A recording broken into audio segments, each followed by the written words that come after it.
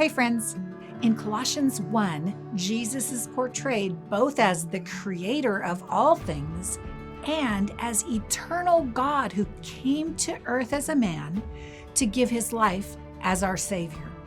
Christ is the visible image of the invisible God. He existed before anything was created and is supreme over all creation. For through him, God created everything in the heavenly realms and on earth. He made the things we can see and the things we can't see, such as thrones, kingdoms, rulers, and authorities in the unseen world. Everything was created through him and for him.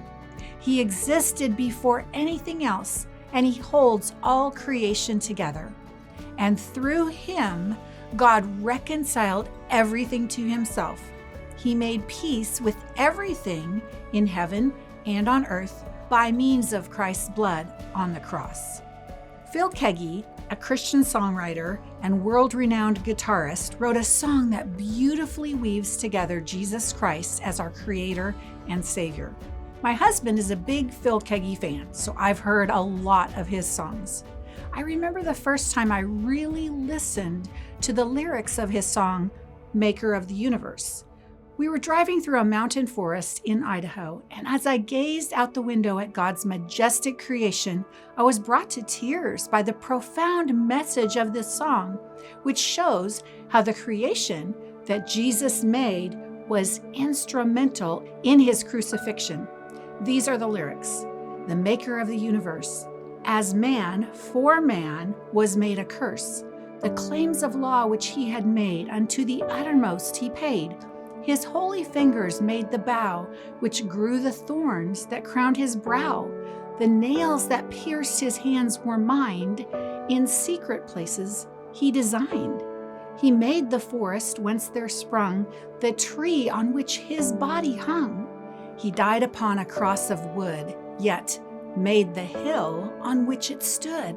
The sky that darkened o'er his head, by him above the earth was spread. The sun that hid from him its face, by his decree was poised in space. The spear which spilled his precious blood was tempered in the fires of God. The grave in which his form was laid was hewn in rocks his hands had made.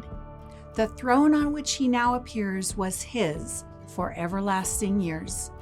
But a new glory crowns his brow, and every knee to him shall bow, the Maker of the universe. When I think of Jesus' suffering and the crown of thorns, nails, cross, and spear, all being formed from things he created, it still brings tears to my eyes. I marvel at his great love for us, that he made all things, came to earth as a man to sacrifice his life for us, allowing his creation to be used in his crucifixion. And as Colossians 1 says, he made peace with everything in heaven and on earth by means of his blood on the cross. So his creation was used in his sacrifice, and through his sacrifice, he made peace with all of his creation.